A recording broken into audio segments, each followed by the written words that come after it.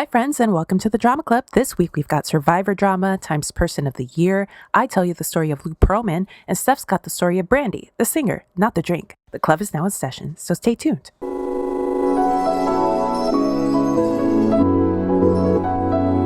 What up, fam? It's good, y'all. Feels good, right? Yeah, I know it, dude. And without further ado,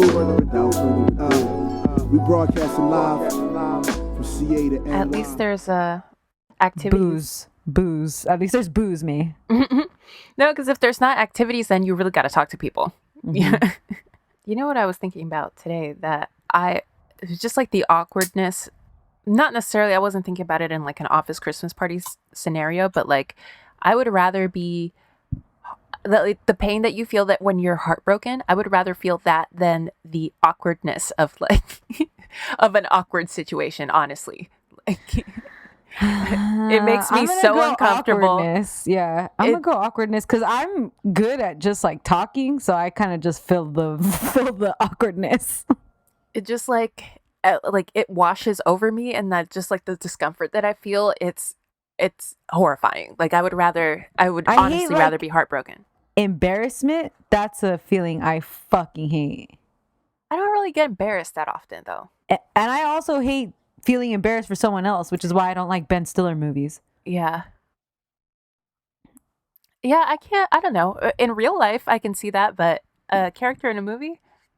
I just don't like that shit. I told you that my dad and mom saw Ben Stiller one time in Vegas. Oh, really? Yeah, and my dad said he went up to him and was like, "Hey, fucker." And what a legend. And I guess Ben Stiller was like real cool about it. Like he was like, "Hey, you like that one? That's awesome," or something. Like, I'm sure he gets that a lot. Oh yeah. And like, what is he supposed to say to this immigrant ass man? One time my parents saw Rob Schneider. Oh yeah, he was hot for a second. He had a shout out in a Jay-Z song, "Girls, Girls, Girls." So I think they saw him like at like Crustacean or something. And so then my mom calls me and she's like, "Hey, the animal is at Crustacean." And I was like, "What?" Like it took quite a while for me to figure out what was happening. And then I was like, "Oh, the actor who's in that movie?" She's like, yeah, what's his name? And then I said Rob Schneider, and then I hear her say Rob Schneider, like like to whoever she's having dinner with. It was really funny. That's hilarious. How is your go-to the animal though? Isn't he? What's the one where he's like a woman? Oh, remember that? I have no idea. That might be his biggest. No, the one where he's Big Gigolo. That's the one I'm thinking of. Yeah, that one.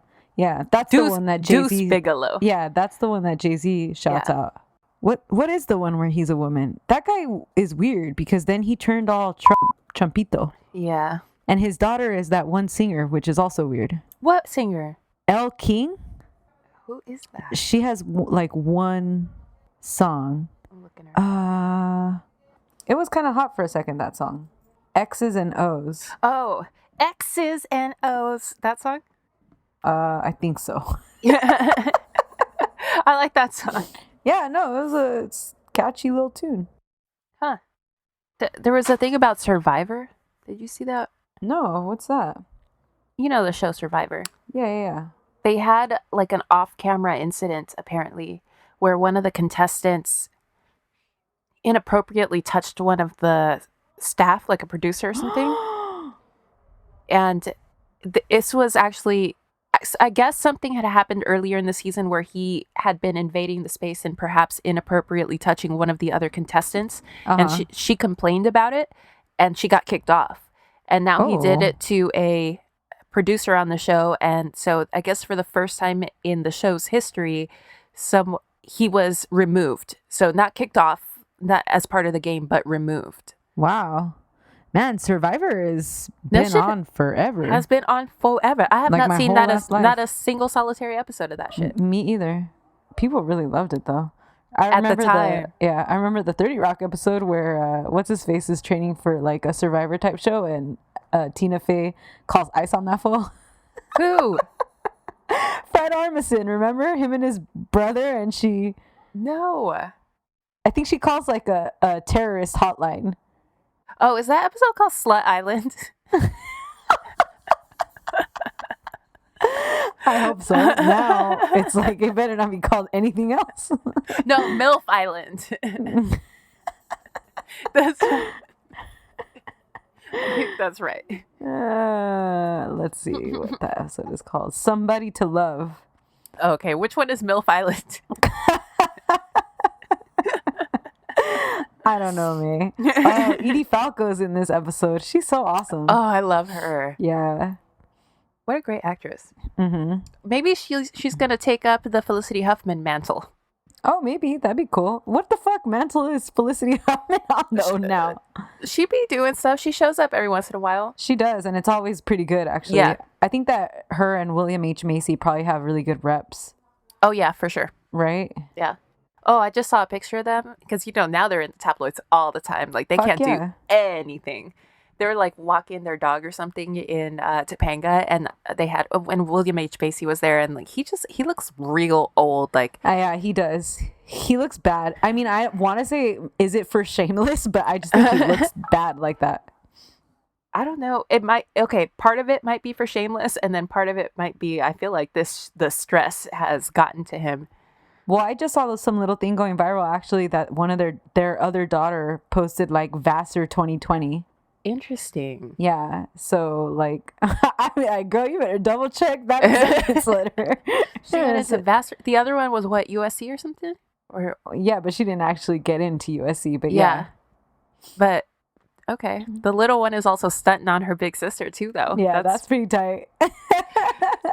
Actually, I read something also about the little one. I didn't read that she got into school or anything, but I saw that Felicity is doing her, you know how she has court-mandated community service? Mm-hmm. She's doing it at a place where her and this daughter have been doing community service for like 10 years at this point. So this little one has been tutoring and reading to kids younger than her for like her whole last life.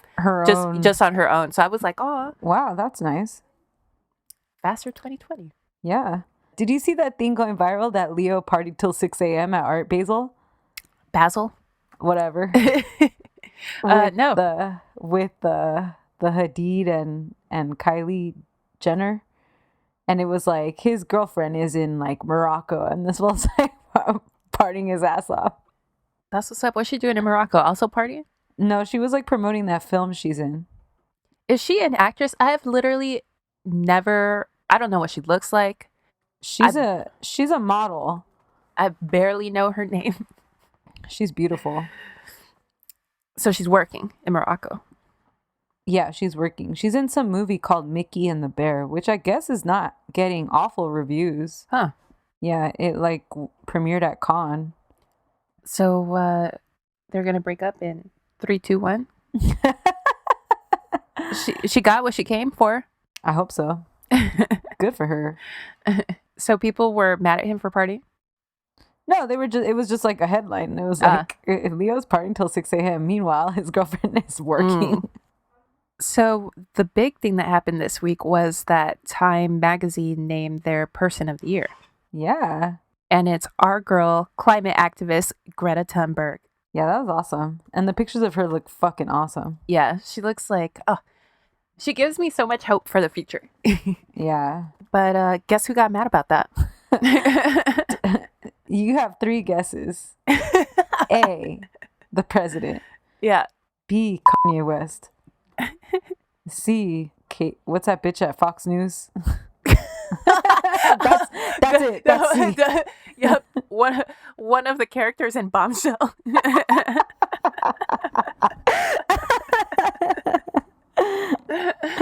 Yeah. So the president was tweeting furiously about it this morning. Jesus Christ. And yeah, people were rightfully calling for Melania to call him out on it because just last week she was talking about how minors shouldn't be brought into political arguments. Just because she was saying that? Yeah, she was saying that because last week somebody during the impeachment hearings, somebody made a pun about Barron. And it wasn't even like about this was the pun. They said, Donald Trump may have a son named Barron, but he's not a baron himself, meaning he's not royalty. He can't just do whatever he wants. So then the conservative media got all riled up and they were like, you can't talk about this person's child. Yeah. And Melania tweeted and was like, this is completely unacceptable. This is my son. He's just a kid. He shouldn't have been brought into this. And well, I do think that I'm actually like, why are you even, just don't even say his name, honestly. Like, he's just a little kid. Like, I mean, but they do it to every president at the same, like, this is not like just defending Trump. Like, they did this with the Obamas. They do this with every president. And they shouldn't. They really shouldn't. Especially when they're little like that. Because they're not even. While I agree with that, I think that this wasn't about him. No, it wasn't. You know? But you're just the fact that you're even bringing him up. Like, why? Just don't. So the president is out attacking a 16-year-old today. And Melania has yet to say anything. And she won't. They're never going to do the right thing. They have like no self-reflection. Whatever they say about other people, they would never like look at within themselves and like make those same calls on themselves because they're just fucking. Because they don't give a fuck. They don't give a fuck, exactly. Like, so I don't know why we're expecting them to do anything other than the wrong thing all the time, honestly. So what he said about this child was that she needs to go to anger management and chill and watch a movie with her friends. Oh. Imagine like somebody with so much potential that you see out there really like fucking making a change in the world. Yeah. And that's what you say they should be doing. Right. Like, how big of a piece of shit are you? I'm so tired of talking about this fool. So my girl Greta changed her Twitter bio. Yeah, that was awesome. It says, a teenager working on her anger management problem, currently chilling and watching a good old-fashioned movie with a friend. That's awesome. My queen. Do you remember when there was a shooting at a school and the one girl like really like gave a powerful speech? And, Emma Gonzalez. Thank you. And then Kanye said that she was his hero, and she changed her Twitter bio to say that her hero was that one employee who had like jumped a shooter to save people. Oh yeah. And it was like a callback to him. I thought it was like that's such a fucking power move. You guys are so fucking strong. This is amazing. These teens, man. Yeah, dude. They don't give a fuck. They can clap back. They know social media better than any of us. Yeah, for sure. You know, because you know how to tweet. You know what the fuck you're doing, Mr. Trump. You don't know shit. I saw that he was something that made me laugh was he's trying to get them to cut the census. Like they don't want people to take the census in person anymore. They want it to be like online only. Which it is. You can do it online now. Yeah, but it's like there's a lot of information though that it's better that you get in person. In person.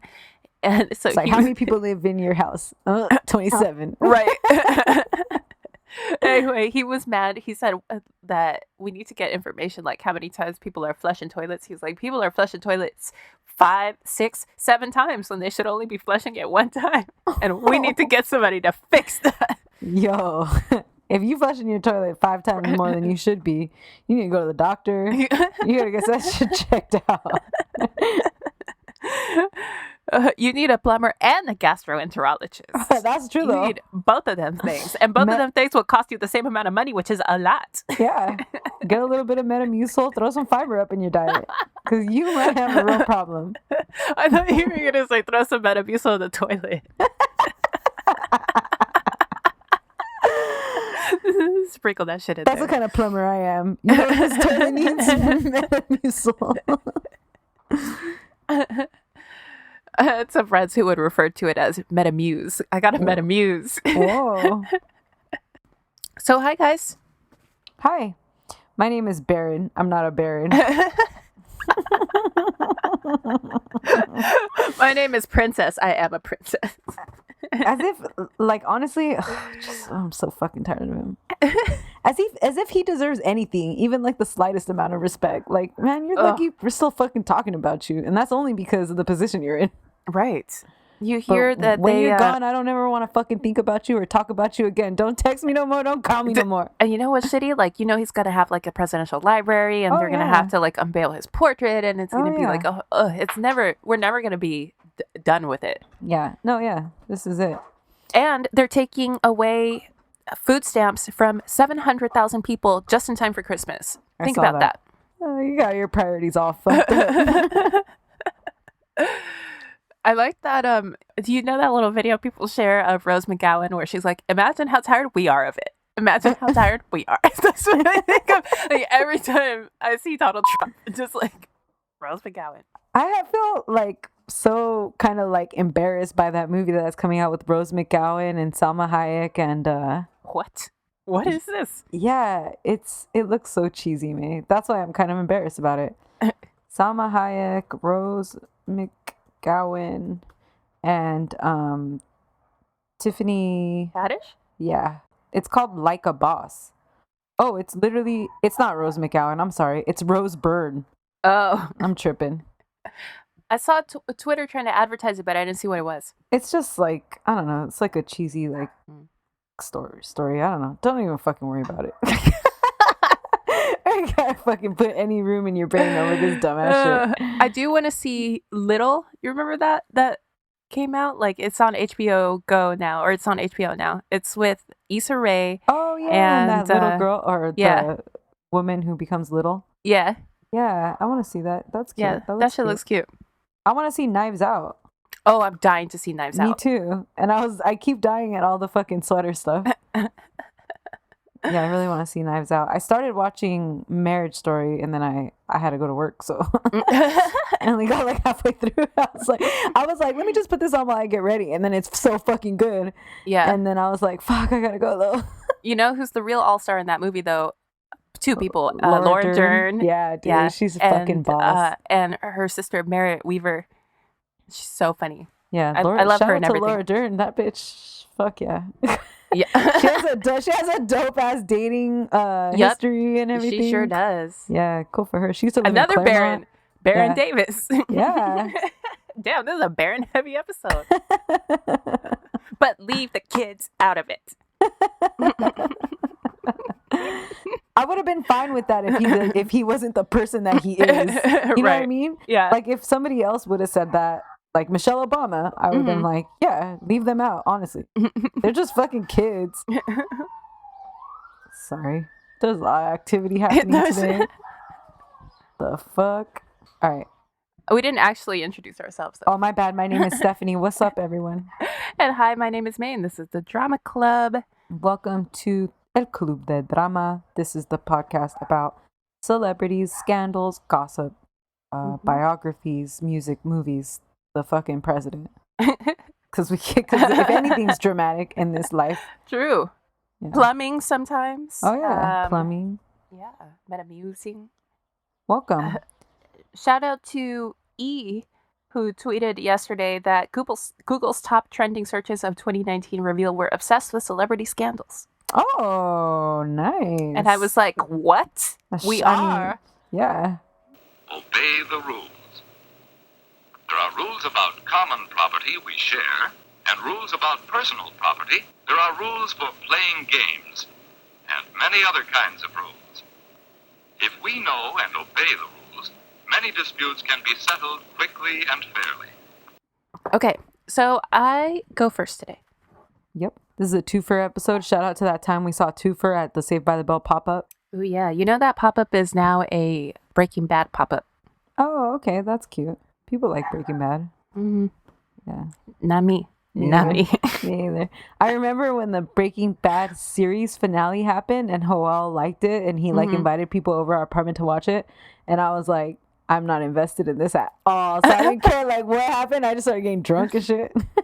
One time I went out with a guy and he was like, oh, what's your favorite show? I was like, Mad Men. He was like, oh, that's crazy because my favorite show is an AMC show. And I was like, oh, it's Breaking Bad.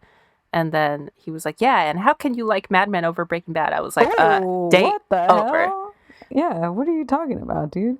This is my favorite shows, ranked from best to least best. Uh-huh. Hoarders, 600-pound life. What's the other ones we're all into? 90 Day Fiance. 90 Day Fiance. I'm sorry. I'm so sorry, May. I didn't mean to forget that. Remember, I just tweeted at May because TLC announced this ridiculous new show that's called like, what's it called? Hot and Heavy. It's called like I Love You to Fat or something. Yeah, it's called Hot and Heavy. It's about relationships where it looks like the man is very thin and the woman is BB, not BBW, but just BW, big woman. It's Big Beautiful Woman, right? BBW. Oh, my bad. I thought it was Big Black Woman. Big Black Women? It might also be because BBC is Big Black Cock. Oh, ooh. When is TLC going to make a show about that? That would be number 4 on my top list. Well, you got 90 days to find yourself a BBC. Baby, all I need is one. To have and to hold. Oh my God. We're never going to start this shit. Wait, so what were you saying about this show? Oh, I just tweeted it at May last night because I saw that they announced it and I was like, it's go time. Because it's like all me and May would love to watch when we were in college was, literally like Hoarders forever. Yeah. And then Hoarders kind of fell off. And then My 600-Pound Life came on. And then that shit kind of fell off. And now it's 90 Day Fiance. Yeah. So this has got to be our next transition. It's just only right. I know. This one, it made me uncomfortable, though, because they were referred to as mixed weight couples. Yeah, that's weird. I was like, who came up with that? It's a bad look. Yeah, it's a real bad look. All right, guys. So today I'm going to talk to you about Lou Pearlman. Speaking of BBW, he's a big black dude. Or no, big, beautiful dude. You know what, man? One day in our beautiful podcast career, I would like you to pick a topic that doesn't have some whack-ass fucking Instagrams. But Tina Turner was fire, so... Okay, so now... Look at the fucking pictures I'm going to have to put up for this motherfucker. Who even is that? Who is that group? It's... Ooh, who the fuck is that? I have no idea. I was going to say it's NSYNC, but no. All right, so this was a request from Susie. Shout out to Susie. At Yo Susie. And as soon as this request came in, I realized we didn't have this one on our list, and I was shocked. Yeah, this is a great one. Yeah, really great one. I can't believe we missed like a really obvious one. So shout out to Susie and thank you. You always do like con artists, May. Yeah. Yeah. I do love scammers. Yeah. So for this, I watched the documentary The Boy Band Con on YouTube. This is produced by NSYNC member Lance Bass, and it's pretty interesting. That is interesting. Yeah. I'm going to give you all the tea, but it's worth a watch at least just to see like all the 90s boy band hair and like all the clothes and stuff. Like, yeah, it's good. I also read the article Mad About the Boys by Brian Burrow in Vanity Fair. That's a good one. Yeah. Which I guess made a lot of noise when it dropped in October of 2007, but I do not remember. Oh, I don't remember. So what were we doing in 2007? We were 19. We were a freshman in college. We were freshmen in college. No. We must have been sophomores. Oh, you're right. You're hella right, dude. I'm sorry. I apologize. Sorry to this man. We were sophomores? Oh, we were really partying then. Yeah, hell yeah. We already had broken our training wheels off of partying. So, Lou was born on June 19th, 1954 in Flushing, Queens. Okay. Just like my iconic, unproblematic queen, Fran Drescher. Oh. Yep. Lou's parents were just regular working class folks, but Lou dreamed really, really big.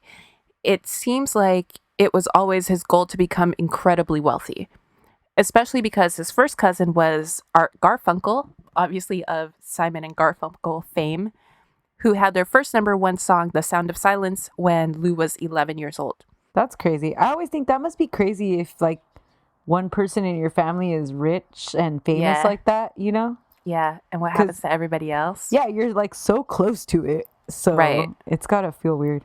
I just saw a thing maybe a couple weeks ago of Jay-Z's nephew, who sounds almost exactly like Jay-Z. Oh, wow.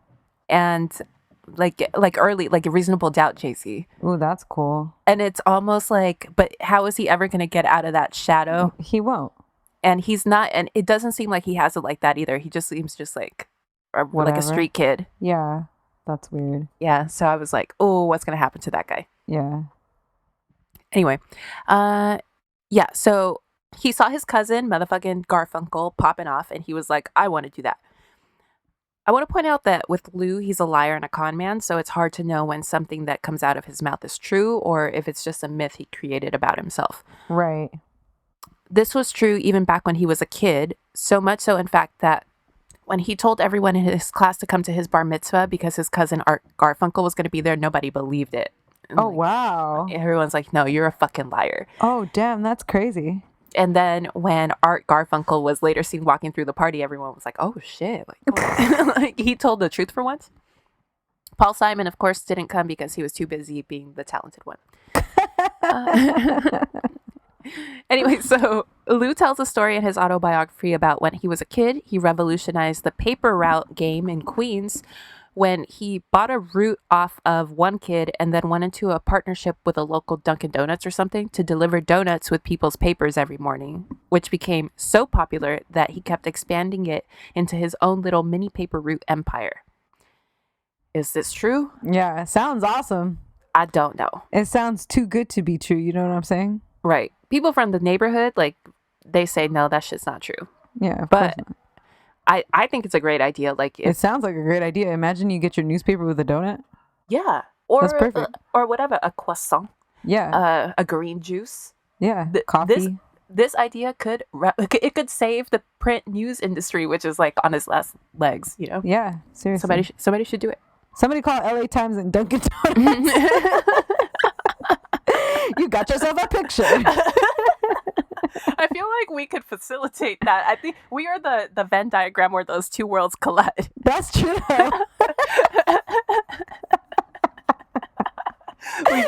we meet in neutral territory and we like mediate.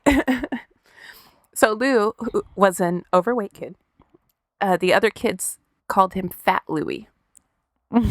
That's not even clever, but okay. It's not clever, but it's shitty. I tell you, when I was in high school, I was stupid. I was like 17 or 16 or something, and I like had started crying, telling my mom that I was fat. My brother was there.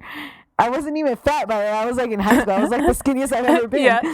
And my brother was like, "What the fuck are you talking about?" Like, you know, he's just an older brother. He's just like, "You're so stupid." And then like 2 weeks later, it was my birthday, and he was like, "Happy birthday, fatso." It was so funny because then he called me fatso for like the rest of the year.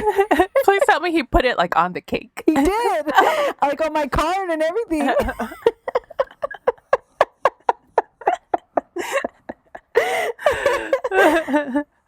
But see, this guy was actually fat though, so I'm sure that hurt. Yeah, it hurt his feelings. Yeah. Okay, and as we know, he had a reputation for lying. So, like, not only is he Fat Louie, but he's like lying Fat Louie, you know. his uncle's not even Paul Simon. That's whack. So he didn't have very many friends except for a kid named Alan Gross, who was his BFF since they were babies, and they were inseparable. Alan and Lou got really into blimps.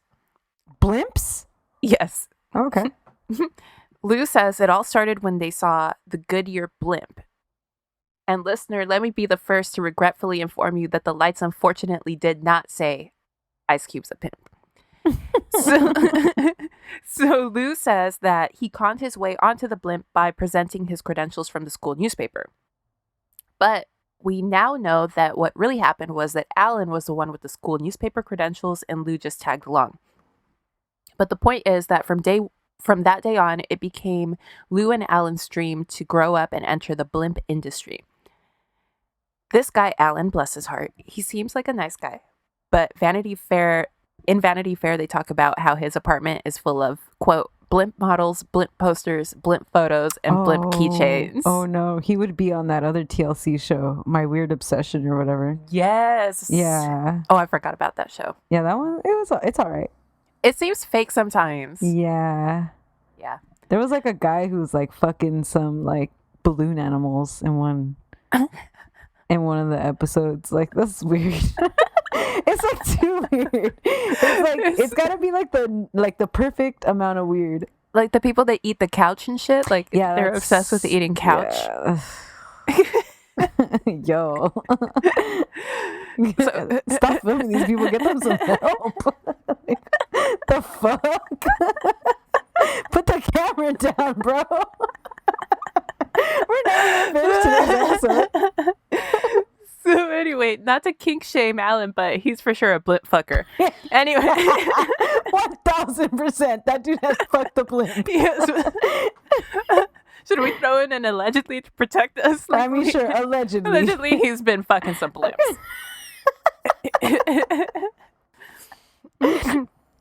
Anyway, Alan says that Lou took a lot of Alan's stories and later presented them as his own when he was crafting his persona. Oh, no. That's gotta be so weird. Yeah, that sucks. And then they talk about... I'm gonna do that to you one day. I was born a little brown girl in Guatemala. I don't know why my skin turned this color. Remember when Melania Trump stole fucking Michelle Obama's? That shit is weird. Why don't we talk about that enough? Like, that shit was weird. Because they do so much weird and crazy shit that like we forget. Yeah, that's true. There's too many things. Yeah.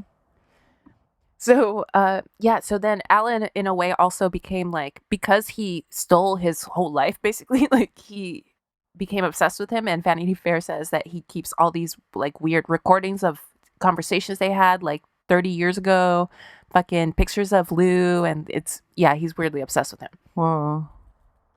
So, while studying accounting at Queens College, Lou created a business plan for a helicopter company, and after college, he and Alan went to work to put it into action right there out of Alan's apartment. Lou convinced some Wall Street traders to pool their money to buy a helicopter, and he leased it from them, and in turn, they provided helicopter services like taxis to commuters. They did okay. Lou claims that he made his first million at 21 years old with this business. Who knows? Mm-hmm. But we do know that the company was taken over by a larger competitor. Whatever happened, helicopters weren't enough for Lou because, as we know, these guys weren't into fucking helicopters. They were into fucking blimps.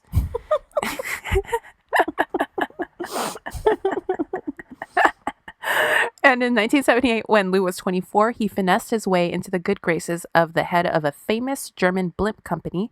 This is so random. I didn't know that this fool's career started like this. Yeah. And that dude invited Lou to get some real blimp training in Germany.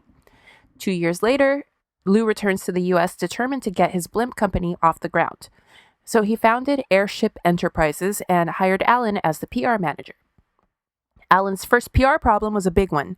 The company didn't... He was caught on film fucking a blimp. He had to issue a notes app apology. The company didn't have a blimp, nor the money to buy one. So Lou buys a used excuse for a blimp. Like, high-key, it wasn't even a blimp. It was just like the balloon part of a hot air balloon. And then he had some guy out in Jersey.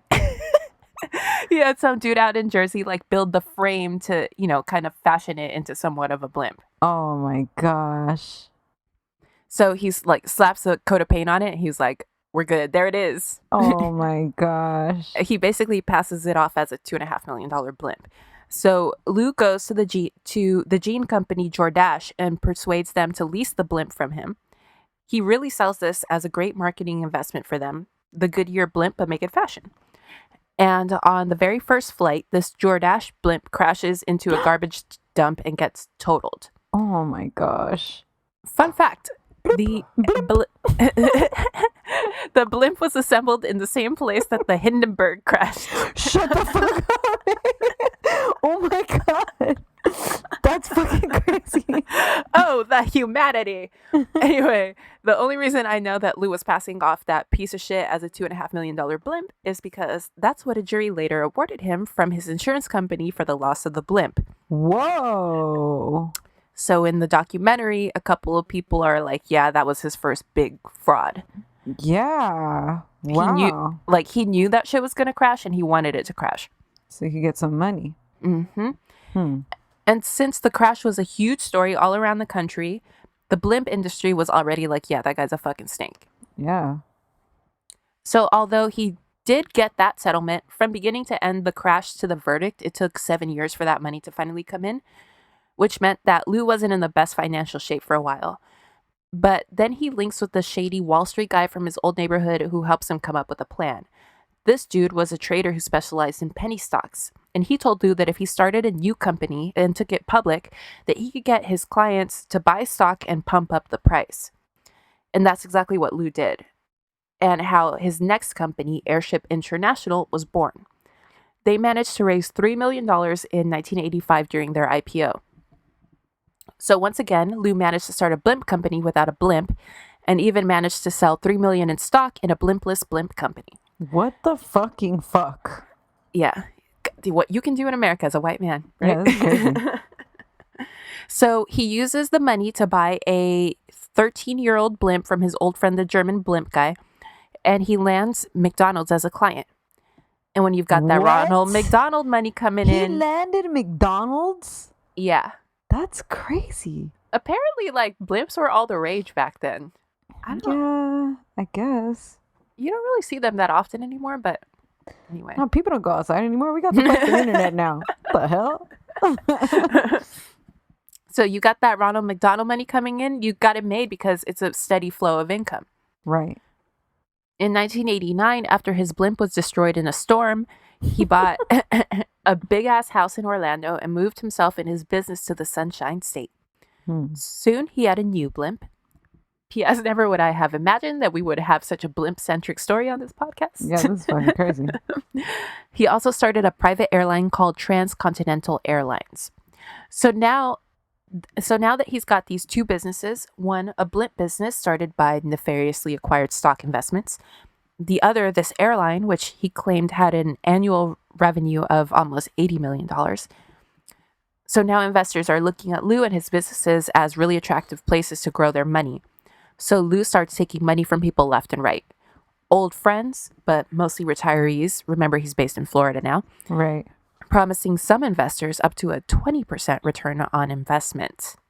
And as they say, if it sounds too good to be true, it probably is.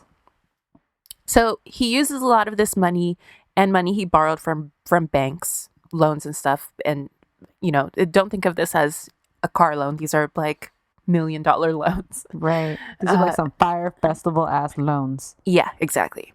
So he uses that money to get more blimps. And he lands a few more. I need more blimps. More. He's smoking a cigar. So anyway, so he lands a few more big ticket clients like SeaWorld and MetLife. I actually do remember this SeaWorld blimp. Remember, it was like shaped like the orca, whale? like Shamu. Yeah. So he also keeps selling stock in his company.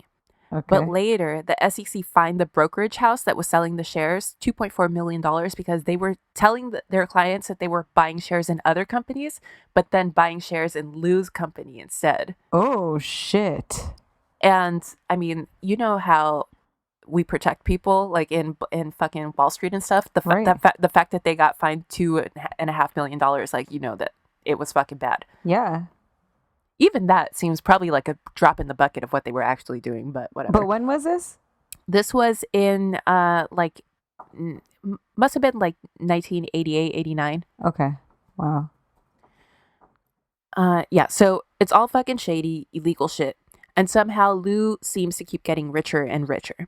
And the companies keep getting more and more valuable, at least on paper. Because what was really happening was that he was using new money from investors to pay off old debts and pay out returns to early investors. And he'd keep that money cycle flowing, a scam otherwise known as a Ponzi scheme. Ponzi scheme. And of course, the Ponzi scheme only works as long as you keep new money coming in. So let's see how long Lou can keep it up.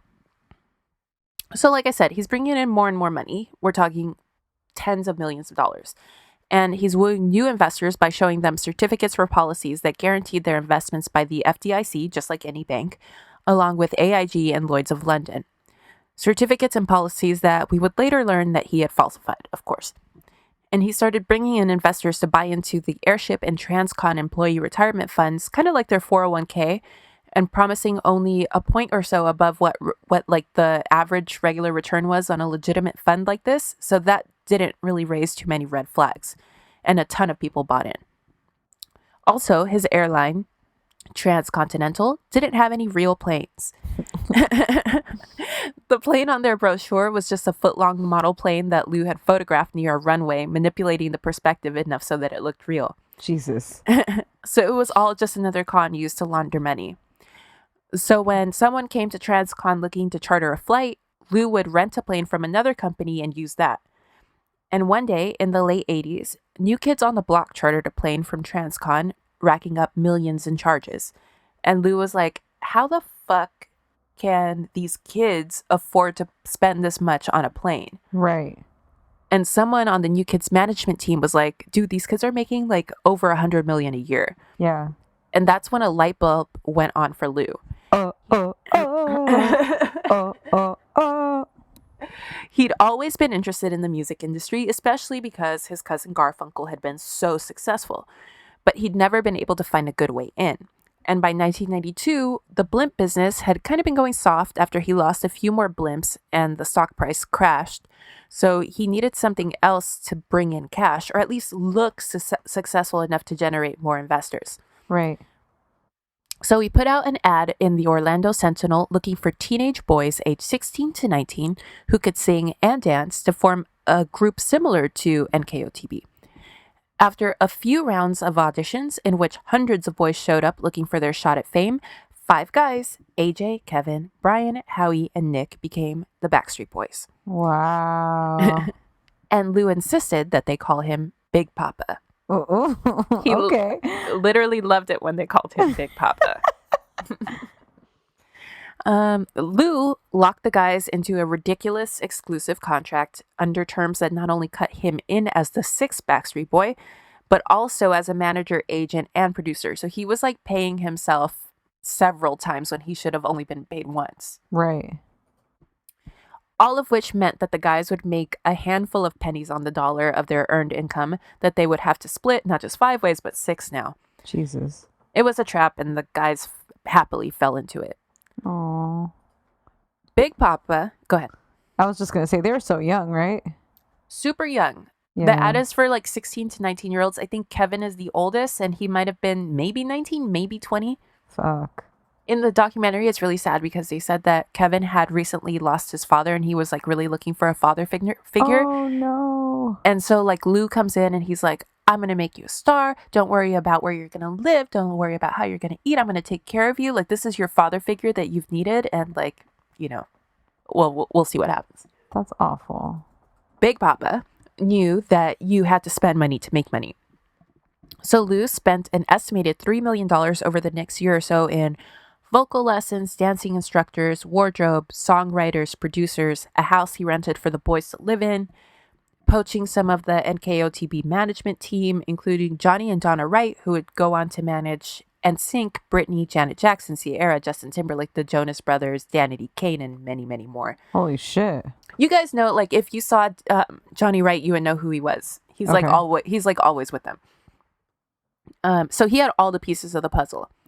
And after first hitting it big in Germany and throughout Europe, where the Backstreet Boys' first album in 1995 exploded on the charts, the Backstreet Boys pretty much worked nonstop, touring every day for almost 2 years until they finally broke through in the United States in 1997, and a new phenomenon was born. It's crazy. Yeah. It's crazy how much work these they were kids, had to do, you know? Yeah. They were huge, though. Remember Yeah. how big they were? Yeah. It was Remember, crazy. like, on TRL, like, Yeah. the kids outside? Yeah. Yeah, it's crazy. So, and more importantly for Lou, he now had a shiny new business for investors to get excited about, especially since the blimp business was dead. And people love to think like, oh, I own a piece of the Backstreet Boys, you know? Right. So Lou worked quickly to expand into more and more business ventures to keep investors interested and to have more streams of income to move money around from and probably launder some cash also. So he put every business under the Transcon Airlines umbrella, including the Backstreet Boys, the Chippendales, which he just bought, a record label, a production company, a food company, and a modeling agency, which was a Russian doll of several other smaller modeling agencies. Wow. The man had his hands in several different pots.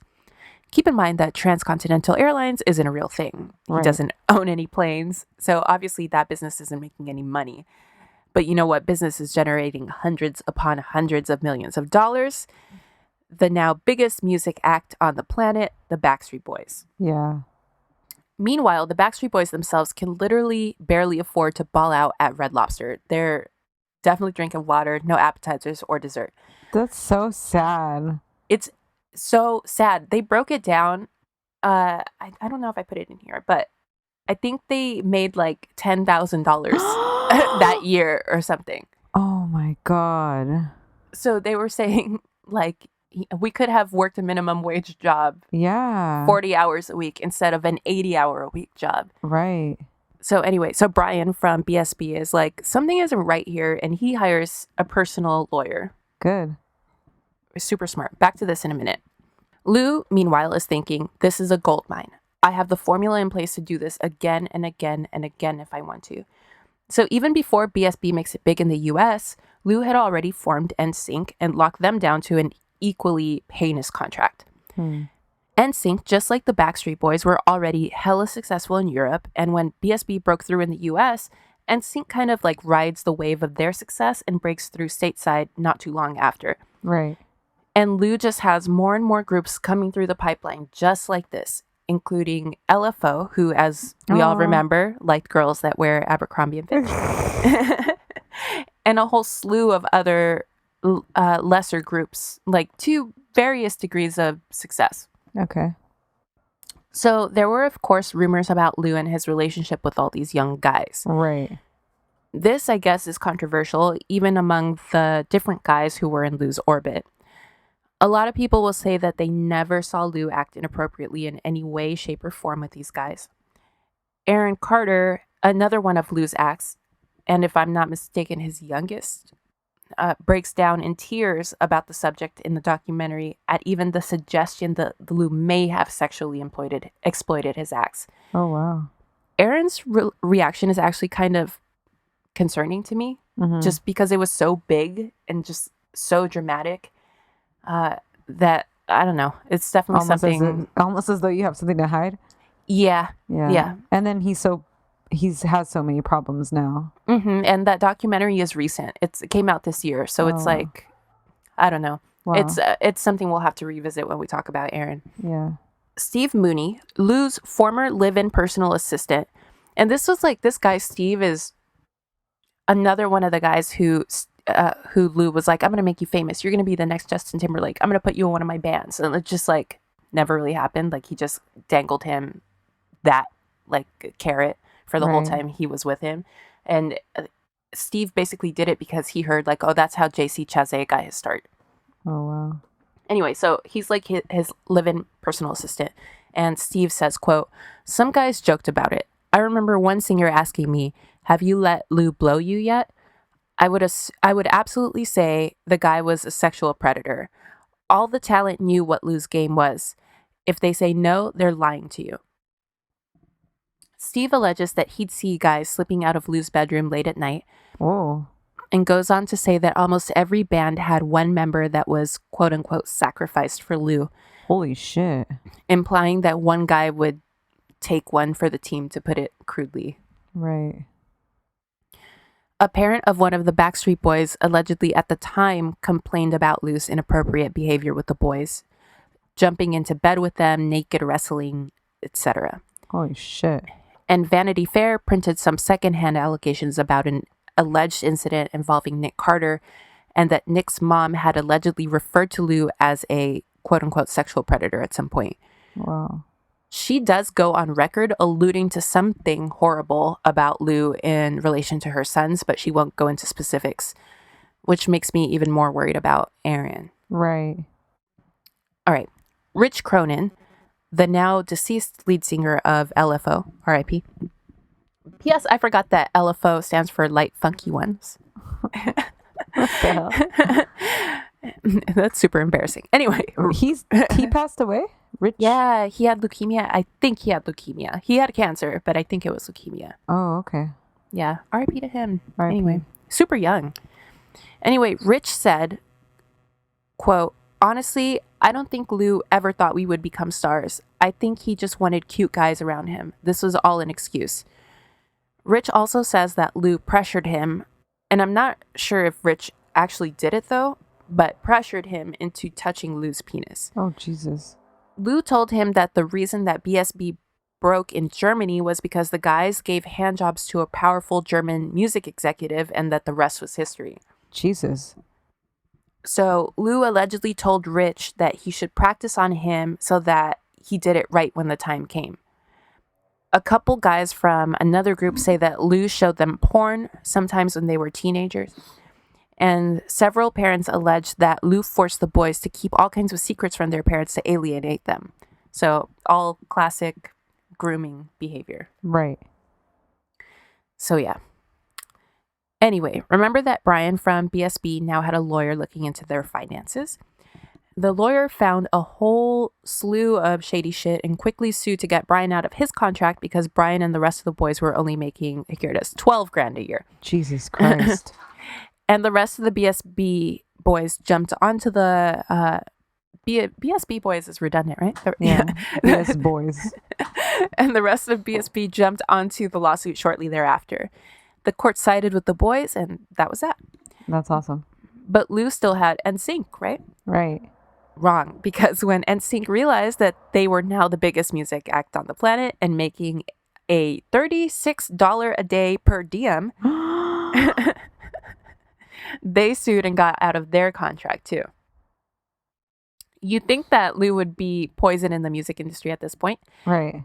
But at the end of the day, this was still the dude who created Backstreet Boys and NSYNC. Right. So Lou had one last trick to pull, and he did so when he merged the boy band phenomenon with the new upcoming reality TV phenomenon and created the TV show Making the Band. Wow. I thought that was Puffy.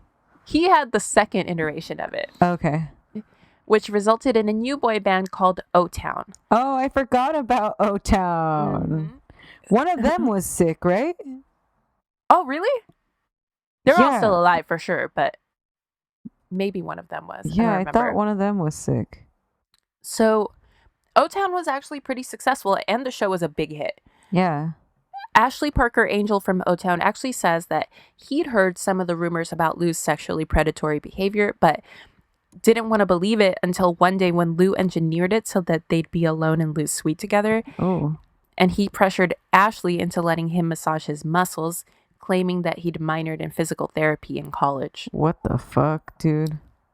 And the other, I didn't bring it up, but the Rich says that when he was telling him to practice on him to touch his penis, he said that he had minored in psychology in college, so he could help him like block it out later. Oh my God. Yeah, so it's sick. Anyway, Ashley escaped when Lou had to take a call. Again, this is very similar to behavior we know that Harvey Weinstein did. Right.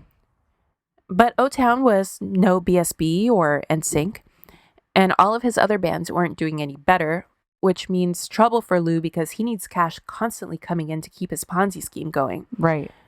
Also, the authorities started to look into his modeling companies because they were all just like a sloppy scam to get thousands of people to pay for expensive photographs with the promise of a modeling contract that never came. But Lou managed to get out of that investigation because he had a personal relationship with the Florida Attorney General since he was one of the major donors to his campaign. But his cash flow problem remained, and soon he found himself broke. And when investors started asking where their money was, the house of cards quickly came tumbling down. Lou left the country in January 2007, days before he was sued by the state of Florida for defrauding about 2,000 investors out of over $317 million. Holy shit. He had allegedly been running one of the biggest Ponzi schemes ever uncovered for over 15 years, in which he preyed on a lot of elderly Floridians. Wow. And lots of older people from around the country, too. Some individual victims had their entire retirement or net worth wiped out, which is really sad when you're old, like when you think about these people. It's like the worst thing that you could possibly do. Yeah, this is a very specific kind of evil. Yeah, for sure. One victim lost $14 million. Yeah. And that's actually the main one that like started everything, because when his family started, he died. Mm-hmm. And so his family was like, okay, well, we need our money from his inheritance. Yeah. Yeah. And then that's kind of like where the problem started. Because that's a big, you need $14 million, you know? Like, yeah, that's huge. Some elderly people had to go back to work after being long retired. Oh my gosh. Just to be able to put food on the table or like afford their medications and shit. Like, wow. Yeah, like you said, it's really evil. And that $317 million doesn't even include the over $130 million in loans he had fraudulently obtained from banks. So we're talking a total scam of close to $500 million. Not to mention the hundreds upon hundreds of millions that he scammed out of his bands. Wow. So Lou was on the run. There were reported sightings of him in Germany, Israel, and Panama, among other places, until the FBI finally caught up with him 6 months after he last set foot in the U.S. in June of 2007 at an all-you-can-eat buffet in Bali, Indonesia. Oh my God. Hey, he was really living, dude. Yo. Live your life, man. And not even I, the queen of buffets, went to an all-you-can-eat buffet in Bali. I did it wrong, apparently. So he was brought back to the United States, where he was convicted of conspiracy, money laundering, and making false statements during bankruptcy proceedings, and was sentenced to the maximum of 25 years in prison. But in a final incentive to see if he could get more money for Lou's victims, the judge said that he would subtract 1 month for every million he could come up with to repay the victims. I see no record of Lou actually attempting to do this, and not that it would matter in the end, because he died 8.5 years into his sentence in August of 2016 of complications from heart surgery. Wow. How old was he? He was 62 years old. Oh, he was young. Pretty young, yeah. And that's the story of Lou Pearlman. That's crazy, man. I can't believe that. BS. Uh-oh. In the documentary, one of his longtime employees says that she suspects that Lou had money hidden in all kinds of accounts all around the world, which, like, of course he did, because where the fuck did that money go? Yeah. Know? And, yeah, it's a shame that a lot of his victims had their lives ruined, and that money is still, like, out there somewhere, you know? Yeah, that's fucking crazy, dude. Whew. Greed, man. That's a motherfucker, right? Yeah. I blame Garfunkel. Yeah. What caused this dispute? It happened because Alice didn't have all the facts. We need to find the facts. These facts are all that are needed to settle the dispute. So let's remember to find the facts. Sometimes we have to hunt for the facts. All right, so I'm up. And actually, you were talking about Lou. You were going to do Lou, and I hadn't decided what to do. So then I decided to do another like musical one, kind of. Okay. And I want to talk about Brandy. Oh, Brandy Norwood? Brandy Norwood. Okay. Brandy Norwood Brandy was born in 1979 in Mississippi, MISSIPPI. Yeah, did not know she was. I thought she was from California, honestly. Nah, to a very musical family. Her dad is a gospel singer and choir director, and he's actually kind of famous gospel singer. He has his own Wikipedia page, if you know what I mean. Oh, shit. Okay. Yeah. He was part of this soul group called The Composers, where he sang and played trumpet professionally before Brandy was born. And they got some play, like they opened for Chaka Khan and Lou Rawls, and they were like pretty hot in the Mississippi club scene. Dope. But he didn't like how the clubs strayed from his very deep religious beliefs.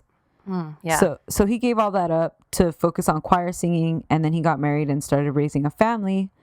Also, the horn is the devil's instrument. It's just, you got... Did they teach you that in Catholic school? You gotta put your mouth on it and blow. It's long and phallic. It makes noise and shit. It's moaning. What the fuck, man? You have thought about this way too much. I actually just thought about it right now for the very first time. Oh my god. And like you sweat when you play it and shit. Yeah, I mean, I've never done trumpet, but I'll take your word for it. Dude. I'm thinking of Louis Armstrong. Yeah, that motherfucker did sweat. He's always sweating in his pictures. Like, get that for a towel. What a wonderful world.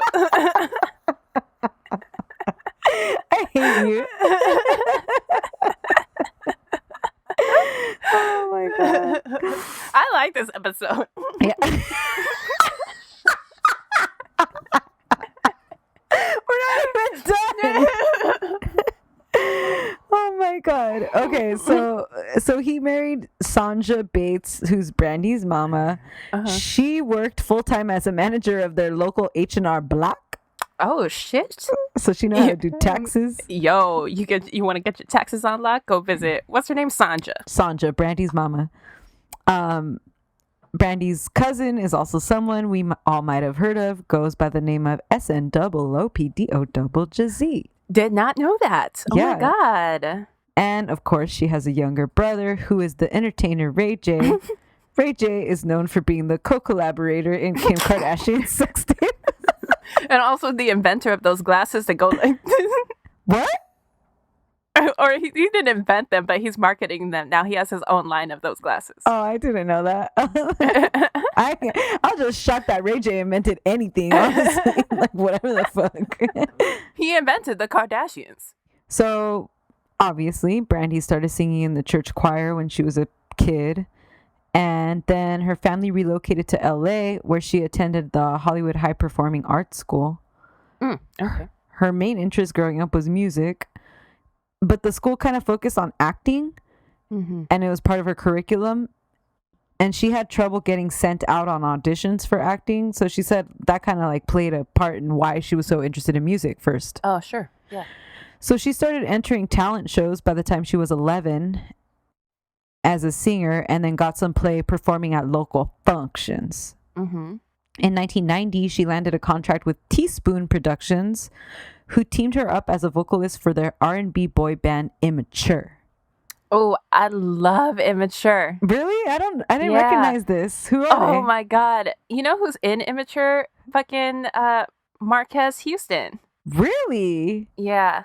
Oh, what is their big bop? Hold on. And now they're known as IMX because, you know, they can't be immature now that they're like grown ass men. Yeah, now they're grown and sexy. I don't remember what their fucking songs are. Well, whatever. That's cool. So they recorded a demo tape, and Brandy landed her own deal with Atlantic Records after her parents organized an audition with the company's director. At this time, Brandy's mom quit her job to full-time manage Brandy's music career. Damn. And then she kind of became like the poster child for mom managers. Yeah. Because that really hadn't been a thing up until then. Brandy dropped out of high school soon after and got homeschooling from the 10th grade until she graduated. So Brandy started producing her debut album while she was still being sent out on a few auditions here and there for acting. And she actually landed a role on a short-lived ABC sitcom called Thea, where she was the daughter of a single mother played by comedian Thea Vidali. Who dat? She's this big black woman, BBW.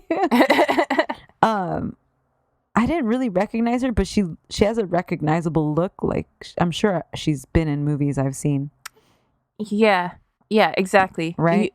Yeah, for sure. I think she's like a character actress. So the show had actually pretty good ratings, but viewership dropped dramatically, causing it to be canceled after only one season. But it was still really great exposure for Brandy, and it actually worked out for her because she said it had been causing conflicts with her recording contract. And at this time, she was still really mostly interested in singing before acting, so she was actually kind of happy that it got canceled. Okay. That seems weird, though. Yeah. In 1993, Brandy's fam hired producer Keith Crouch to work with her, and they put together the debut album, Brandy, which came out on September 27th, 1994. Yo.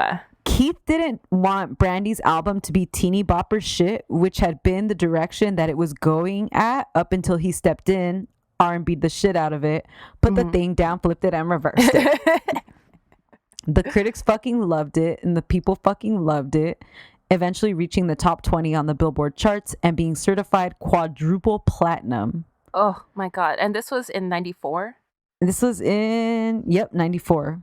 Oh God. So many bops on it. Oh yeah. In total, the album sold 6 million copies worldwide, and the 4 singles are straight fucking bops. Mm-hmm. I Wanna Be Down, which is the song I walked down the aisle to. That's the best one. That's the best fucking song. And man, I love that song. And like after I did this, I've been listening to it nonstop. You know I'm about to listen to this on a loop. This whole album, really. But yeah, Baby is a fucking bop. Best Friend and Broken Hearted. Mm-hmm. All 4 of the singles are fucking amazing.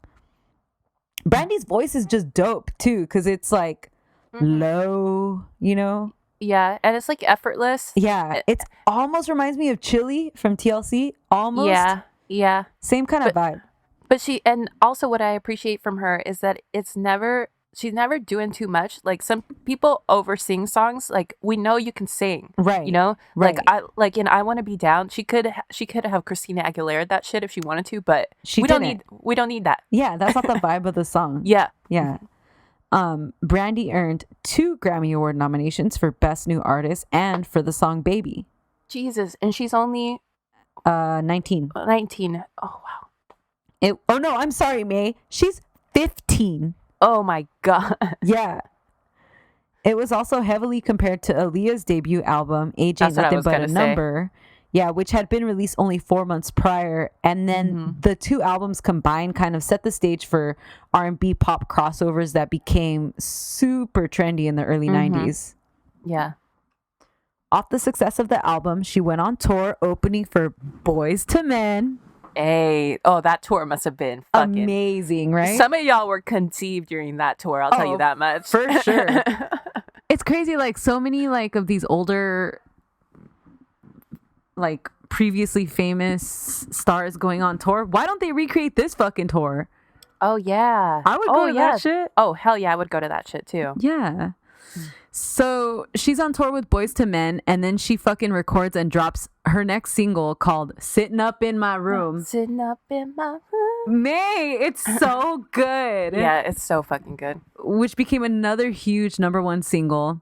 In 1996, she collabed with Chaka Khan, Gladys Knight, and Tamia? Oh, Tamia. Tamia. Yeah. Oh, I forgot about Tamia. For a song for the film Set It Off. Oh, yeah. Called Missing You. Hey, so did Kobe go with her to her prom, or did she go to prom with? She briefly dated Kobe and went with him to his prom. Oh, okay. That was like right. So like around this time, she dated Boyz II Men lead singer Wanya Morris. Oh, not know that. He's 6 years older than her, so that's what I was about to say. I feel like the boys were not that young. Yeah, she was 18 and he was like 24 or something. Okay. So that's kind of weird. But she says that he was her first love and everything, which I'm sure. Yeah. And then they broke up, and then she briefly dated Kobe and went to prom with him. But it doesn't sound like anything really deep happened with her and Kobe. Yeah. But that song she sang for Set It Off earned her 3rd Grammy nomination. Wow. So her career like instantly like skyrocketed. Yeah. And just think like in the 90s, I feel like 90s R&B was almost defined by her. Like she was, despite her youth, like I think that she was the one that you would point to, like, oh, 90s R&B singers, Brandy would probably be like the first one that comes to mind. For sure. In 1996, and then the thing about her, which is amazing, is obviously she's a fucking crossover artist because she knows how to act. So in 1996, UPN, remember UPN? Approached Brandy with a title role on their new sitcom, Moesha, which she accepted and debuted in January. Moesha became the top show at the network and even got a spin-off series called The Parkers, which she would occasionally act on. The show ran for a total of 6 seasons. Damn. So it was fucking good. She was making money. Hell yeah.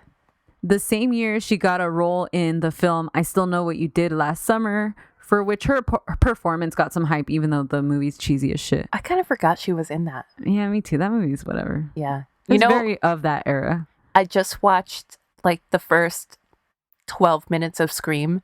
Oh, I haven't seen that movie probably since it came out. Well, I saw that it was on and it had started 5 minutes before, and I was like, if I'm tune in right now, I may have already missed Drew Barrymore, but I just wanted to see Drew Barrymore. Yeah. But like as I clicked to it, it was like as she was dying. Oh no. In 1997, Brandy was picked by her idol, Whitney Houston, to play in a Cinderella special for The Wonderful World of Disney. I watched this at the time, I think. Yeah, that became the highest rated show for that network in 16 years. Wow. And it won an Emmy Award. Also, shout out to them because I think like the prince was like Asian or something. Yeah, and Brandy's obviously black. Yeah, and I think that her dad was like Victor Garber. So white, like it didn't Very matter. ahead of its time. Yeah. Brandy started work on her second album, Never Say Never, which dropped in June 1998 and dropped the #1 duet with our girl Monica, titled The Boy Is Mine. Oh, that's like the bop of that year, probably. Which May and I have sang several of times at various karaoke bars around the Los Angeles County. And I have killed it every single time, if I do say so myself. The only time me and Steph have ever come close to getting into an argument is trying to decide who's going to be Monica when we sing that. And who's going to be Brandy. Yeah. Nobody wants to be Brandy.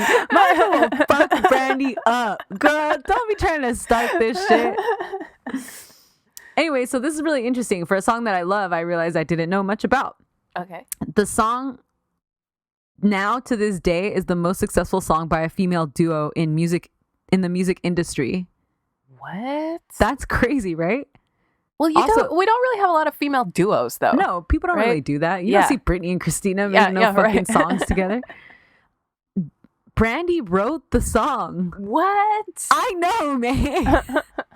I mean, like at the end, there is like 4 other people with writing credits, but she wrote the song. Holy shit.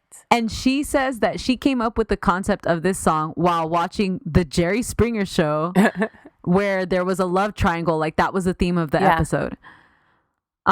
She thought of it at first as a solo track and recorded a solo track, but then she asked her label to approach Monica for the collab.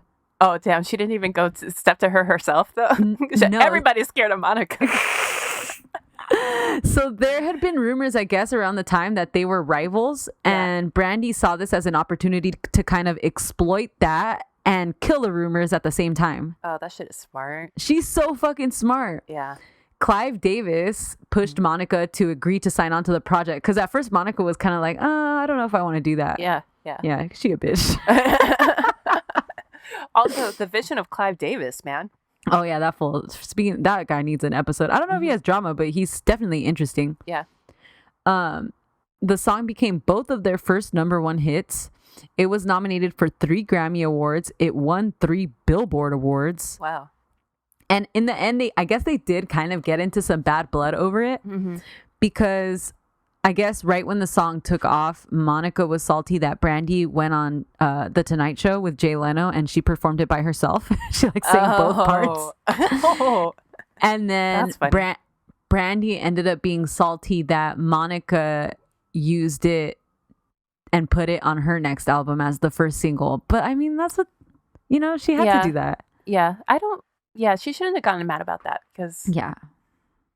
Super successful song. Mm-hmm. Also, video. I know. Oh my God. It's so good. Around this time, she briefly dated Mace. Excuse me? I didn't know about this at all, but there's like low-key a few pictures of them. Brandy was part of Harlem World.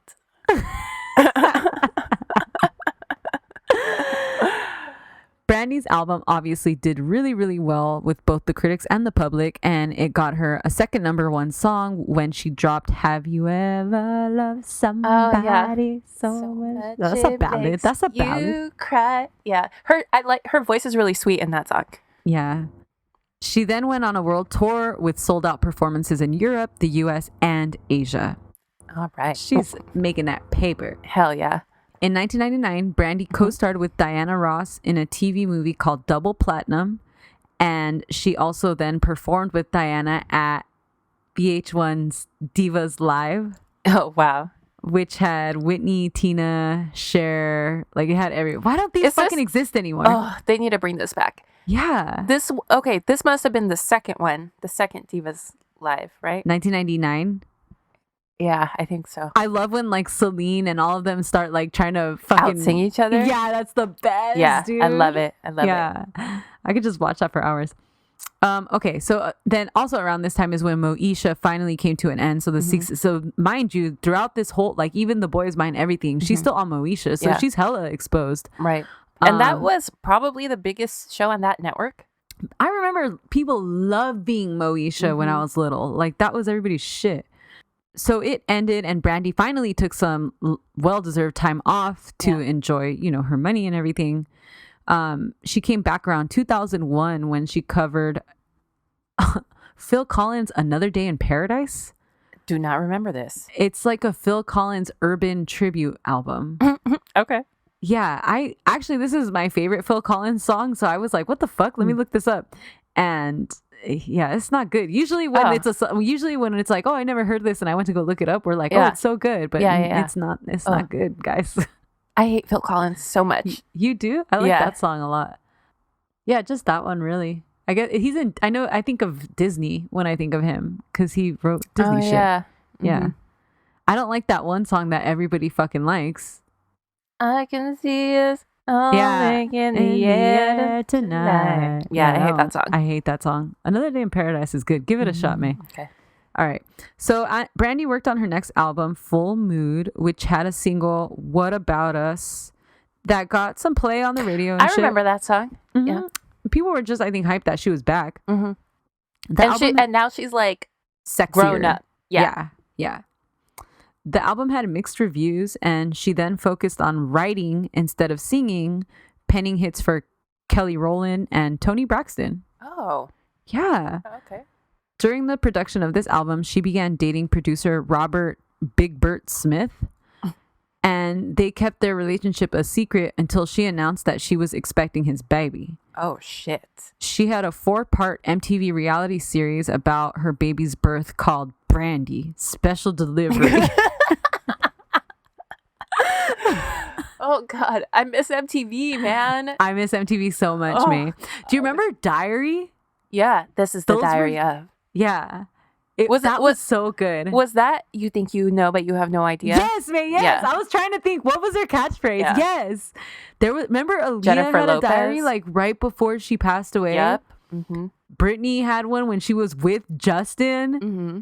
Incubus had one when Brandon Boyd was still fine. Oh, God. Just thinking about Brandon Boyd because I was trying to see if I could go to a tea ceremony. His ex-girlfriend does that. Yeah, and so I like looked it up, and then I saw an article about his fucking girlfriend, and he was in it. He was in the article because they're like friends. Yeah. Oh.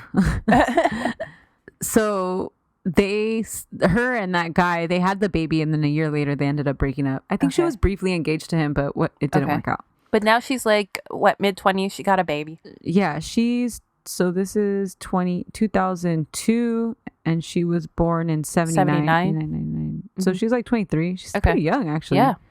And she's accomplished so fucking much. I know. Jesus Christ. In 2004, she came back from another hiatus with her 4th album, Aphrodisiac. Oh, I remember this. The lead single was a song called Talk About Our Love. I remember the video. It did badly, actually. I don't remember this song. And then her management, so the album flopped, the single flopped, and then her management failed at negotiations to headline a tour with Usher, who was having a hell of a year back then. Oh, is that the year? Yeah. Yeah. Yeah. Despite all the bad looks, it did really good as an album. Oh, no, I'm sorry. Despite all the bad looks, the critics still liked it, and they actually made comparisons to her career to Janet Jackson's. Oh, I don't see that, but... I don't either. Because Janet, I think of her dancing so much. For sure. Yeah. At the end of 2004, after 11 years with the company, she asked and was given a release from Atlantic Records, citing her wish to move on from them as her decision. They dropped a compilation album in order to finish out her contract with them in March 2005, and that shit is a bop. Oh, what's it called? It's just like Brandy's greatest. Yeah. Okay. In 2006, she returned to UPN on the sitcom One on One, playing her actual brother, Ray J's sister. Mm-hmm. She then got cast as one of the 3 judges on the first season of America's Got Talent. Oh, did not know that. Yeah, she opted not to return for the second season, which seems like a wrong. Sounds like, I mean, it seems like easy money to me, although I do think they have like very long recording. But it's like 3 months or like maximum of 3 months. I think it's 2 months actually. Yeah, that sounds good to me. And you collect your paycheck, which allows you to do the other things that you want to do. Yeah. In 2005, Brandy hooked up with then Los Angeles Clipper Quentin Richardson. Really? Yeah. They actually became engaged, but then called it off after 15 months. Okay. Brandy had his face tattooed on her back. Oh, girl. And she had to change that to a cat.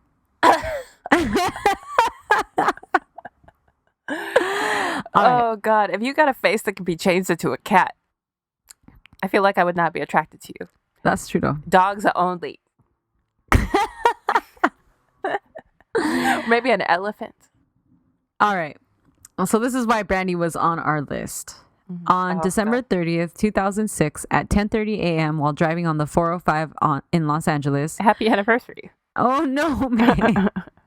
Brandy was involved in a car accident. Her Range Rover hit a Toyota being driven by 38-year-old Awatef Abudihaj. I fucking listened to a video of somebody saying her name so I could pronounce it, and I still can't pronounce it. It sounded like something. Thank you. Awatef, who was a mother of 2 children. Oh my God. Awatef died from her injuries the following day. And if you look at the pictures from the car accident, it's really, really scary how bad her car looks. And so what was it? It was like... So Brandy was driving 65 miles per hour, and she hadn't noticed that cars ahead of her were slowing down considerably. Mm-hmm. So Brandy rear-ended Awatef's car, causing that Toyota to hit the car in front of her. Mm. But then because it wasn't like stopped, like her car had been moving, after it hit the car in front of her, it slid sideways and hit the center divider. And after hitting the center divider, when the Toyota was finally stopping, another car came and crashed into it. Oh, no. So it was just this domino effect of like horrible shit. God. Ugh, every time I hear something like that, I'm just like, be safe out there, scared. You guys. Yeah, like, that's my biggest fear, a car accident like that. Yeah, because it could happen. It's like what's most likely going to happen to you, you know? Right. So don't text and drive, guys. Seriously, I hate that. I hate when I'm driving and I look over and I see someone just like fucking balls deep into their phone. So the driver immediately behind Brandy says that as soon as this all happened, like everybody stopped right on the freeway. Mm-hmm. Brandy stopped and got out of her car, crossing traffic to try to get to Awatef's car, and she was like obviously like all shook up. And he said that he kept telling Brandy Brandy kept saying, "Oh my God, this is my fault. This is my fault. I hit her car." This is all on TMZ, by the way. So like I trust the source. Yeah. The police obviously arrived, but Brandy was not immediately arrested or charged with vehicular manslaughter due to insufficient evidence that she had actually like, I don't know, done something. Mm-hmm. She had been at fault, basically, like at fault for like the ultimate death. Right. Toxicology for Awatef showed slight traces of marijuana that fucking ran rampant within the media at the time. Ugh. Yeah, and the thing about marijuana too is that we haven't developed a test that tells you when that consumption happened. Yeah. So it could have been 2 weeks before. Yeah, whatever. When it was perfectly a perfectly appropriate time for her to maybe smoke a little bit of weed. Right. Like, oh God. And she seems like, I mean, the picture, I mean, I don't know. You never know, right? But she just looks like a really pleasant Middle Eastern woman. Like she just like, they show pictures of her with her family and stuff, and you know, doesn't look like, you know, she don't look like she's fucking gang banging or like slinging drugs. You know what I mean? Right. Even if she was. I know, seriously, but still, you know? Yeah. Like, and you know how they gotta run and with you know this how shit. they do. Yeah. I know. Do you know what the Mandela effect is? It's like when everybody remembers something wrong. Yes. Yeah. Like I know, I always see those like little BuzzFeed things that like, is it Sex in the City or Sex and the City? Yeah. What? I thought Brandy had a hit and run. Like, is this a Mandela effect situation? No, she didn't. Huh, okay. In December 2007, Brandy's attorney said that the LA City attorney determined that Brandy would not be charged with any crimes after an internal investigation. Brandy stated that the entire experience had changed her life and that she thinks it made her a better person. Although she doesn't know why this happened, her heart still goes out to everyone involved. I think another reason we remember this so weirdly is because I think Brandy was really, really smart in how quiet she was about the whole thing. Mm-hmm. And when she does speak about it, like, so I watched this interview she did with Oprah years later, and she's like, she just says very blanketed things like, this is the worst thing that's ever happened to me. Mm-hmm. I pray about this every day. Mm-hmm. That it brought her closer to her faith, which is also something that people, will cling to. Brandy also says that she struggled with her own feelings about it at the time, but also the public scrutiny for the death of a young mother, Yeah. Oh, God. This sucks because, like, this could happen to anyone. Yeah. It doesn't mean you're a bad person, but I could see how you feel the guilt and the weight I'm sure of it never goes away. And it's like a split second, right? Yeah, and it's you change so many lives. Yeah, and like just that's the worst, I think. Mm-hmm. Following the accident, Brandy was hit with a ton of lawsuits. Yeah. And she settled all of them out of court. That's what I'm saying. I think she was really smart in how she attacked this. Awatev's parents filed a $50 million wrongful death suit in 2007. Mm-hmm. That one actually got set for trial in 2009 before Brandy's people quickly settled. Okay. Because I do remember photos of her in the courtroom. Right. Her husband, or Awatev's husband, then filed a lawsuit for an undisclosed amount. A separate lawsuit? Separate lawsuit. For an undisclosed amount of financial relief in order to cover medical expenses, funeral expenses, and his own damages. Mm-hmm.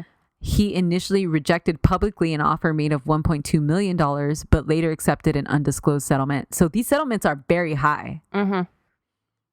Awatev's two children then also separately filed lawsuits against Brandy and received $300,000 each. Two other drivers involved in the collision also filed lawsuits against Brandy and received private settlements. So she was fucking throwing that money at this. Mm-hmm. But if the kids got $300,000 each, it makes me think that the initial lawsuit brought on by the parents, it was 7 figures, not more. Yeah, for sure. Yeah. Okay. In December 2009, so this all happened in 2007, and Brandy really didn't work or anything for the 2 years after. Yeah, she went quiet. She went hella quiet, and actually, I was gonna put this back then, but you know how I said she didn't sign on for a second season of America's Got Talent? Part of it was because of this. Oh, okay. So she was like, I'm not going to sign on because the car accident and because like, it's not the right time for me. And you know how the public is too? It was like, it kept coming. Every time she would appear in public, it was a topic of conversation. Right. So she definitely needed to let it blow over. Yeah. And people probably didn't even want to see her having a good time and shit. So it's true. Yeah. Yeah. So after 2 years, things had kind of slowed down for Brandy with regard to all that. And she announced that she was going to start rapping. No, don't do under this. an alter ego called Brand New. Who wants this? Nobody. And it never really came to anything. Okay. In 2010, she began shooting a reality show with her brother and their parents for VH1, chronicling their life. That reality show had 11 episodes in total. I'm actually surprised because at least Ray J is like a character. Yeah. You know? But I think they just seem like nice people. Yeah. Like her parents are all religious. She's like a really nice person. This seems pretty boring, dude. Yeah. I don't want to watch that shit. Unless when he's going to start fucking a blunt. It would definitely be Ray J though. Oh, for sure. Then she had a quick stint on Dancing with the Stars, which seems to be the go-to for everyone I do an episode on. Mm-hmm. Yeah, true. In 2011, she starred as a bartender named Chardonnay in the BET show The Gang. Yo, that is a great nickname. Right? Yeah, Chardonnay. I love Chardonnay too. I don't really love Chardonnay. I drink it, but I'm not ordering a Chardonnay. Oh, really? That's my go-to. But also, my name will now be Rosé. Because it can't be Sauvignon Blanc. That just doesn't have the same ring to it. Brandy then debuted on Broadway playing Roxy Hart in Chicago in April 2015. Everybody does that. Everybody does that. Shout out to Erica Jane, the Real Housewife, who just started, right? This week? Yeah, she just started. Yeah. Or I think January 1st or something like that. She might be in rehearsals. That's cool. Brandy's actually did good, and she had only signed on to do like whatever one season, but then she actually traveled with them for a little while, and I'm sure she would do great at that. Yeah. As for now, Brandy's a regular on the Fox show Star, which I've never seen, and recently collabed with Daniel Caesar on a song called Love Again, which isn't too bad. Mm-hmm. She also collabed with Monica. Yeah, again, that's right. And that's pretty much where we're at with Miss Brandy Norwood. Hey. Oh, good job, Steph. Thank you. Shout out to Brandy. Yeah, she's, dude, what a career, right? Yeah. But you're absolutely right. She should do one of those. Her Brandy and Monica should go on tour together. Yeah, with Boyz II Men opening. Yeah. Power flip, plot twist. What was the Best of Both Worlds tour? Oh, that was Jay-Z and R. Kelly. Yeah, they should take over that name. Yeah, for real. And do a Best of Both Worlds tour. For real. Whew. Well, guys, that was this week's Afternoon Delight episode. No, it wasn't. Oh, I'm sorry. That was this week's regular ass episode.